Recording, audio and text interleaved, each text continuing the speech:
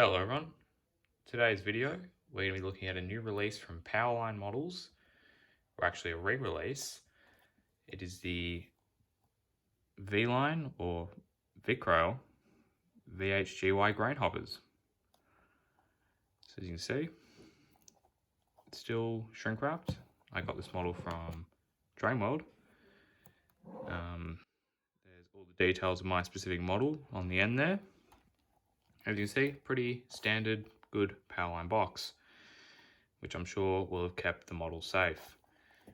So, without further ado, quickly slice it open, get this wrapping off.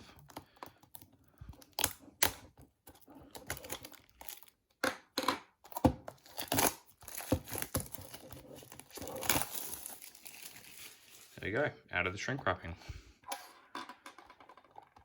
So now we can see the model just a little better. But what we really want to look at is it outside the box, obviously.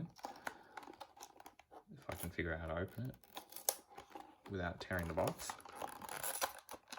Too late for that apparently. There we go, we're in.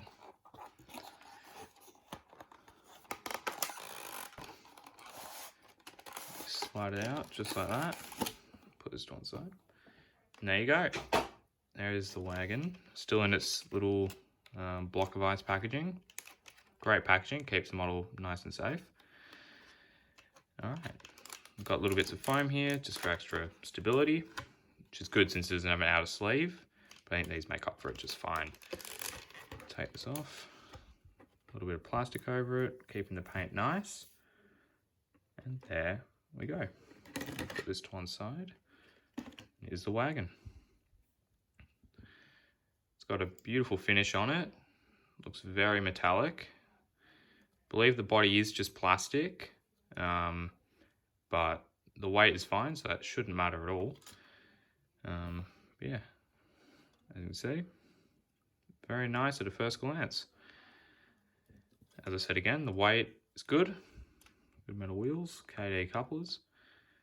Yeah, alright, we'll put on a bit of track and we'll get some nice up close shots for all of you. This is looking to be a good one. Now with the model down on the table, we can start to have a look at some of the details. But first of all, how much should I pay for this wagon? I paid 65 Australian dollars and I got it at World, as I mentioned in the intro. Now for a large Victorian wagon, I feel this is quite a fair price, especially with the amount of detail fitted to this wagon. The wagon has a fantastic finish to the paint, where you can see a nice bit of shine on it. And of course, it's fitted with standard features such as genuine KD metal couplers and metal wheels. Now we'll take a closer look at some of the details, starting at the ends with all the brake equipment. Now, one upgrade that's been done to these models is that all the handrails, cut levers, and pipework has been painted yellow as per the prototype. On the early release of these models, this was all bare metal silver, so I think this is quite a good improvement. Now, one very minor quality issue I had on the model was this slightly bent shunter step. Though, on the second model I bought, this wasn't an issue, so your mileage will most certainly vary. Now looking to the roof of the model, you can see these wonderfully etched walkways. And underneath, these wonderful little hatches, which I do believe are just moulded, but they look fantastic, so there's no problem there.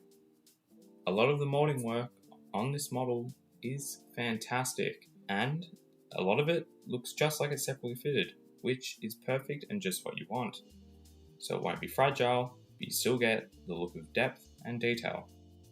Now taking a quick look at the print work, it's all extremely well done and extremely crisp, with all the writing being legible.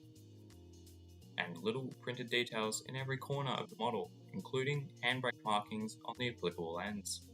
Now, to sum it up, the model is fantastic. I'm certainly going to be looking at getting a few more of these.